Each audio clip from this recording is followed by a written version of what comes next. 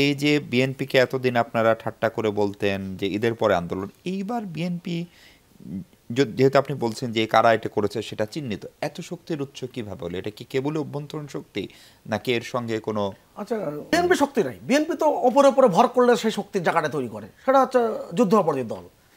আওয়ামী লীগের বোঝা উচিত ছিল যে তারা অনেক চ্যালেঞ্জ মোকাবেলা করেছে বিভিন্ন ক্ষেত্রে, বিশেষ করে যুদ্ধাপরাধীর বিচার, বঙ্গবন্ধু হত্যাকাণ্ডের বিচার, এটা কিন্তু জাতীয় ও আন্তর্জাতিক একটা বাধা সবসময় ছিল।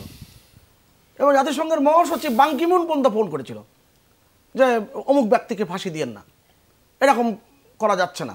তা সেটা তো মাননীয় প্রধানমন্ত্রী শোনেননি, তিনি তার আইন আদালত যে প্রক্রিয়া গেছে সেই প্রক্রিয়া গিয়েছেন।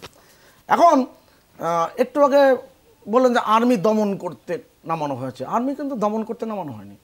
আর্মি পরিবেশ, দেশপ্রেমিক সেনাবাহিনী, দেশপ্রেমিক নৌবাহিনী, বিমান বাহিনী, তাদেরকে এই রাষ্ট্রের নিরাপত্তার যে জন্য বেসামরিক সরকারকে, প্রশাসনকে সহায়তা করার জন্য তারা নেমেছেন, এবং কোনো রকম উত্তেজনার পরিবেশ তৈরি হয়নি। এটা কিন্তু বরাবর গুরুত্বপূর্ণ অর্জন।